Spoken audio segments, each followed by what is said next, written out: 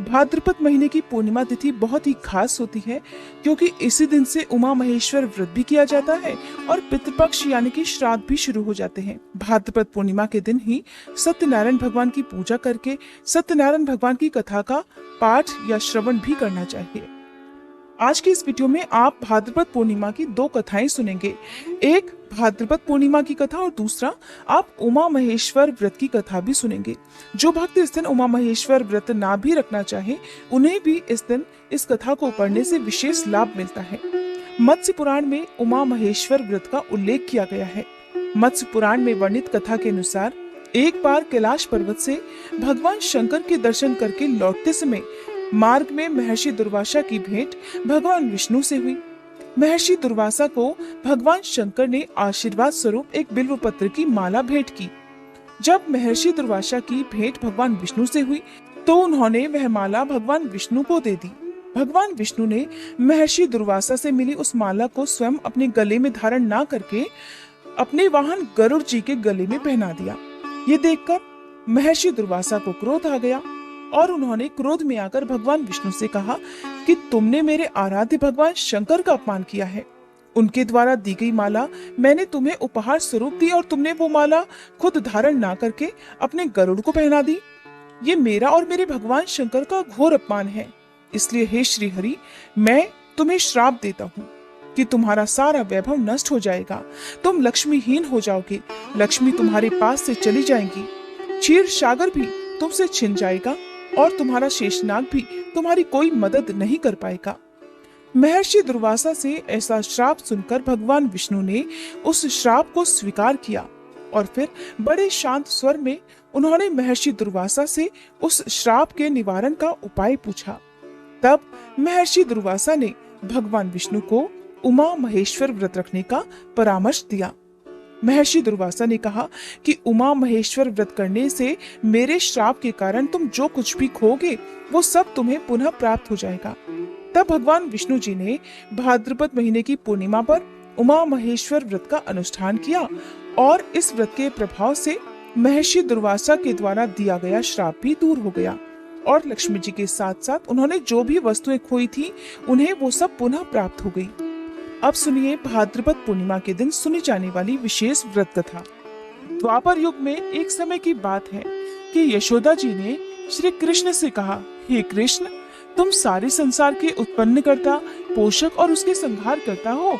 आज कोई ऐसा व्रत मुझसे कहो जिसे करने से मृत्युलोक में स्त्रियों को विधवा होने का भय न रहे और ये व्रत सभी मनुष्यों की मनोकामनाएं भी पूर्ण करने वाला हो।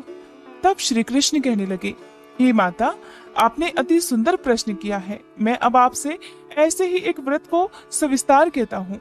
सौभाग्य की प्राप्ति के लिए स्त्रियों को 32 पूर्णिमा का व्रत करना चाहिए। इस व्रत के करने से स्त्रियों को सौभाग्य संपत्ति की प्राप्ति होती है। यह व्रत अचल सुहाग देने वाला होता है। यशोदा जी कहने लगी, हे कृष्ण, सबसे पहले इस व्रत को मृत्युलोक में किसने किया था और इस व्रत में कौन सी कथा पढ़ी या सुनी जाती है, इसके विषय में भी विस्तार पूर्वक मुझसे कहो।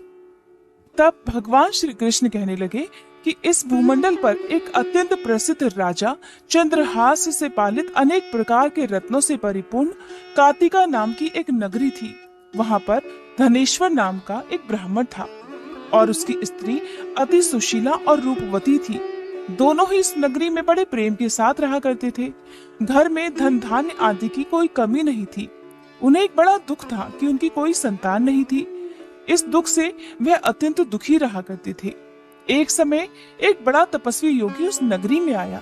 वह योगी उस ब्राह्मण के घर को छोड़कर अन्य सभी घरों से भिक्षा लाकर भोजन किया करता था। रूपवती से वह भिक्षा नहीं लेता था। उस योगी ने एक दिन रूपवती से भिक्षा न लेकर किसी दूसरे घर से भिक्षा ली और गंगा किनारे जाकर भिक्षा में मिले अन्न को प्रेम पूर्वक खा रहा था कि धनेश्वर ने योगी का यह सब कार्य किसी प्रकार से देख लिया।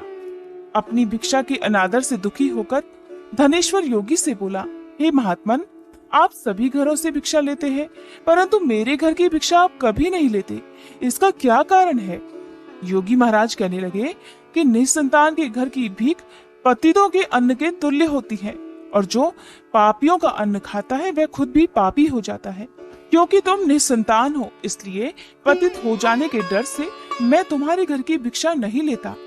धनेश्वर यह बात सुनकर बहुत दुखी हुआ और हाथ जोड़कर योगी के पैरों में गिर पड़ा और बड़े विनीत स्वर से कहने लगा, हे महाराज, अगर ऐसा है तो आप ही मुझे पुत्र प्राप्ति का कोई उपाय बताइए।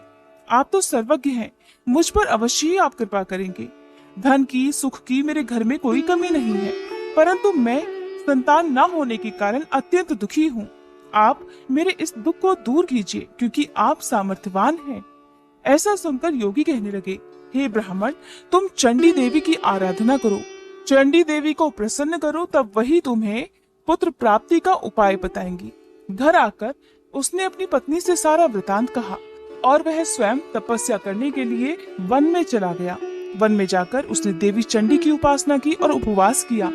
देवी चंडी ने 16वें दिन उसको स्वप्न में दर्शन दिया और कहा, हे धनेश्वर, जा, तेरे पुत्र होगा, परंतु वह 16 वर्ष की आयु में ही मृत्यु को प्राप्त हो जाएगा। अगर तुम दोनों पति पत्नी मिलकर 32 पूर्णमासियों का व्रत विधि विधान से करोगे तो वह दीर्घायु होगा। जितनी तुम्हारी सामर्थ्य हो, आटे के उतने दिए बनाकर शिव जी का पूजन करना, परंतु पूर्णमासी को दियों की यह संख्या 32 हो जानी चाहिए। प्रातःकाल हो जाने पर इस स्थान के पास ही तुम्हें एक आम का वृक्ष दिखाई देगा। उस पर चढ़कर तुम आम का वह फल तोड़कर शीघ्र अपने घर चले जाना। अपनी पत्नी से सारा वृतांत कहना। ऋतु स्नान के बाद वह स्वच्छ होकर श्री शंकर जी का ध्यान करके उस फल को खा लेगी। तब शंकर जी की कृपा से उसे गर्भ ठहर जाएगा। जब वह ब्राह्मण प्रातःकाल उठा तो उसने उस स्थान के पास ही आम का एक वृक्ष देखा, जिस पर एक अत्यंत सुंदर आम का फल लगा हुआ था। उस ब्राह्मण ने आम के वृक्ष पर चढ़कर उस फल को तोड़ने का प्रयास किया, परंतु वृक्ष पर कई बार प्रयास करने के बाद भी वह चढ़ नहीं पाया। तब तो ब्राह्मण को बहुत चिंता हुई। विघ्न विनाशक गणेश जी की वह वंदना करने लगा कि हे दयानिधे, अपने भक्तों के विघ्नों का नाश करके उनके मंगल कार्यों को करने वाले, हे दुष्टों का नाश करने वाले, रिद्धि सिद्धि के प्रदाता, आप मुझ पर कृपा करके इतनी शक्ति दे कि मैं अपने मनोरथ को पूर्ण कर सकूं। इस पर गणेश जी की प्रार्थना करने से उनकी कृपा से धनेश्वर शीघ्र ही वृक्ष पर चढ़ गया और उसने उस अति सुंदर आम का फल जो देखा था उसे तोड़ लिया और घर ले जाकर अपनी पत्नी को दे दिया। पत्नी ने पति के कहे अनुसार उस फल को खा लिया और कुछ ही महीने के बाद वह गर्भवती हो गई। देवी की कृपा से उसे एक अत्यंत सुंदर पुत्र प्राप्त हुआ, जिसका नाम उन्होंने देवीदास रखा। देवीदास जब बड़ा हुआ तो उसे अपने मामा के साथ पढ़ने के लिए काशी भेज दिया गया। काशी में उन दोनों के साथ एक दुर्घटना घटी, जिस कारण धोखे से देवीदास का विवाह हो गया। देवीदास ने कहा कि वह अल्पायु है, परंतु फिर भी जबरन उसका विवाह करवा दिया गया। कुछ समय के बाद काल उसके प्राण लेने आया, लेकिन ब्राह्मण दंपति ने 32 पूर्णिमा का व्रत रखा था, इसलिए काल उसका कुछ भी नहीं बिगाड़ पाया। इस कथा के अनुसार सच्चे मन से पूर्णिमा के दिन व्रत करने से संकटों से मुक्ति मिलती है, दीर्घायु होती है और सभी मनोकामनाएं भी पूर्ण हो जाती हैं। पूर्णिमा के दिन श्री सत्यनारायण भगवान का व्रत करके श्री सत्यनारायण भगवान की कथा भी अवश्य ही पढ़नी और सुननी चाहिए। श्री सत्यनारायण भगवान की कथा का पाठ सूर्यास्त से पहले पहले कर लेना चाहिए। सत्यनारायण भगवान को भोग में लगाने के लिए पंचामृत, जिसमें तुलसी दल अवश्य डालकर रखें, या फिर आप आटे को घी में भूनकर उसमें चीनी मिलाकर उसका प्रसाद तैयार कर कथा सुनते समय भगवान के सामने रखें। कथा समाप्त होने के बाद भगवान से उस भोग को स्वीकार करने का आग्रह करते हुए प्रसाद रूप में इस भोग को सभी लोगों में बांटकर खुद भी ग्रहण करना चाहिए।